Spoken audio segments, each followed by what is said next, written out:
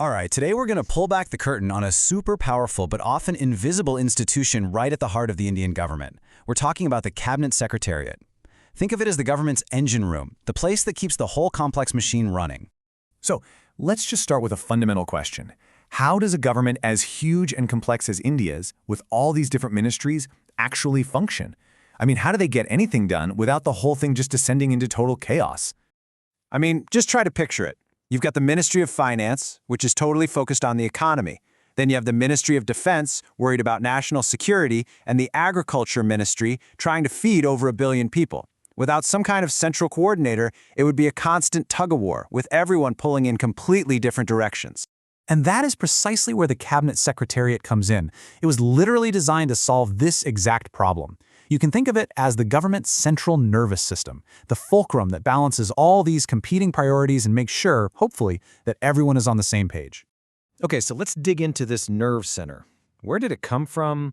How did it evolve from basically a colonial relic into the powerhouse it is today?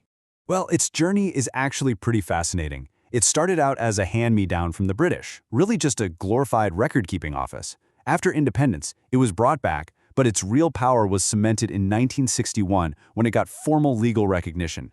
And you can see its importance just skyrocket over time, especially in 1968 when India's main external intelligence agency, RAW, was placed under its administrative umbrella. That's a huge deal. So, how is this thing actually built to handle such a colossal task? Well, it's pretty neatly organized into 3 distinct wings, and each one has a really critical, specialized job. First up, you've got the civil wing. This is the administrative backbone of the entire operation. They're the ones managing the flow of business for the cabinet. Preparing agendas for meetings, taking down every decision, and making sure that policies from different ministries actually make sense together and don't contradict each other. Then there's the military wing. This is the absolutely crucial bridge between the country's armed forces and its political leaders. It makes sure that when it comes to national security, the communication is seamless and the big decisions are handled with total precision. And finally, we have the intelligence wing. This really acts as the nation's sensor, its early warning system. It takes all the intelligence coming in from different agencies, filters out all the noise, and gives the government's top leaders a clear, unified picture of any threats. Now, sitting on top of this entire structure is the Cabinet Secretary. This is the highest-ranking civil servant in India, and you could argue one of the most powerful unelected people in the entire country. There's this fantastic quote from a former cabinet secretary that just perfectly captures what the job is all about. It's not about being a boss or overseeing everyone. The real power comes from being a facilitator, from helping the massive machinery of government just run smoothly and quietly putting out fires. And believe me, the Cabinet Secretary wears a ton of different hats. They're the chief coordinator, the person who steps in when 2 powerful ministries are locked in a dispute. They chair the board that picks the top bureaucrats. They're the Prime Minister's go-to advisor on all things administration.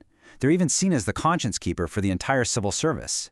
And yeah, when a major crisis hits the country, they're the one leading the response. It's a truly demanding job. So, to manage this huge workload, the Secretariat uses a really important tool to make governing more efficient: the system of cabinet committees. So what exactly are these?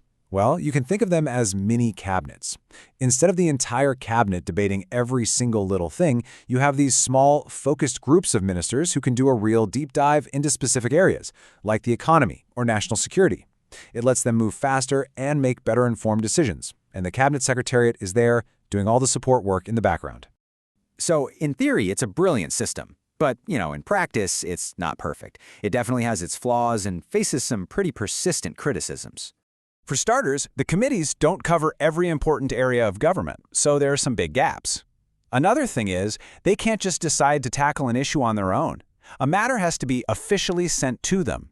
And maybe the biggest criticism is that they often just don't meet regularly enough to give really complex problems the kind of sustained attention they need. Okay, so we've gotten into all this detail about wings and secretaries and committees, but let's take a step back. Why does any of this complex, behind-the-scenes stuff actually matter to any of us?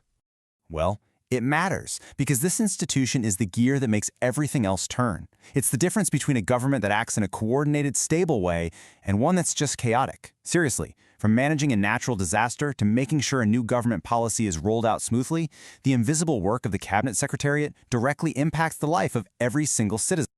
But here's the thing. This whole structure isn't set in stone. The world is changing fast, and it's throwing these incredibly complex challenges at us. Things like regulating AI, tackling climate change, and preparing for the next pandemic. So the real question for the future is, how will this vital nerve center adapt? Because its ability to evolve is what will determine how effective the government can be in the 21st century.